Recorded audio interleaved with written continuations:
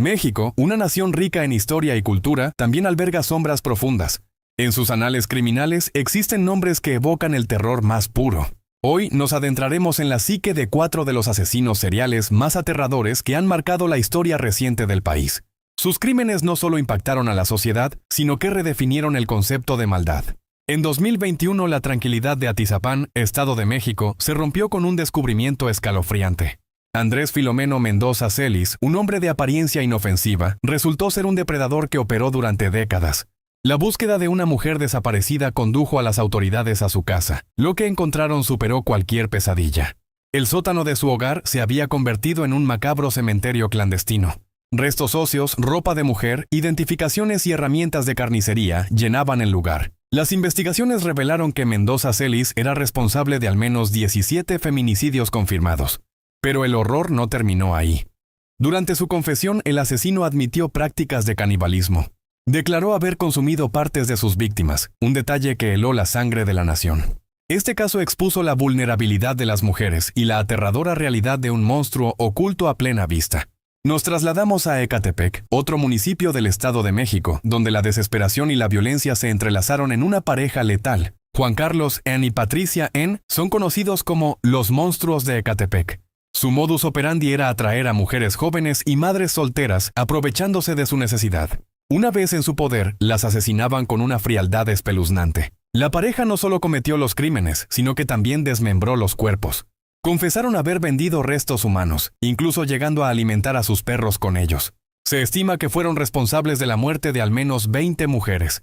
Lo más impactante fue la total ausencia de remordimiento en sus declaraciones.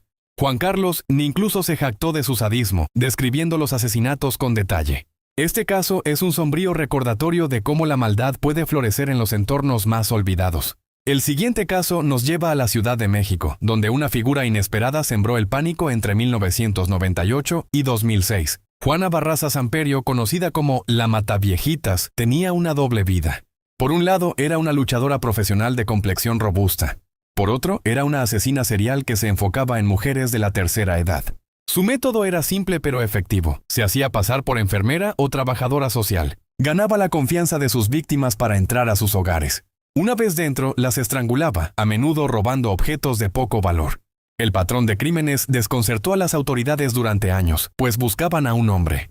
La captura de Barraza en 2006, tras el asesinato de su última víctima, fue un shock nacional. Su motivación, según los análisis, estaba ligada a un profundo resentimiento hacia su propia madre. La Mataviejitas demostró que el perfil de un asesino serial puede desafiar todas las expectativas. En 2007, la colonia Guerrero de la Ciudad de México fue escenario de un crimen que parecía sacado de una novela de terror. José Luis Calva Cepeda, un aspirante a dramaturgo con una fachada intelectual, fue el protagonista. El descubrimiento ocurrió tras la desaparición de su novia. La policía encontró en su apartamento restos humanos esparcidos de manera grotesca. En el refrigerador se hallaron partes del cuerpo de su pareja. El detalle más infame fue el hallazgo de un antebrazo frito, listo para ser consumido. Calva Cepeda no solo era un asesino, sino que también practicaba el canibalismo. Se cree que pudo haber matado a más personas, aunque solo fue condenado por un caso. Su historia terminó trágicamente en prisión, donde se suicidó poco después de su arresto. El caso del caníbal de la Guerrero es un testimonio de la oscuridad que puede esconderse detrás de una mente supuestamente creativa. Estos 4 casos son cicatrices en la memoria colectiva de México.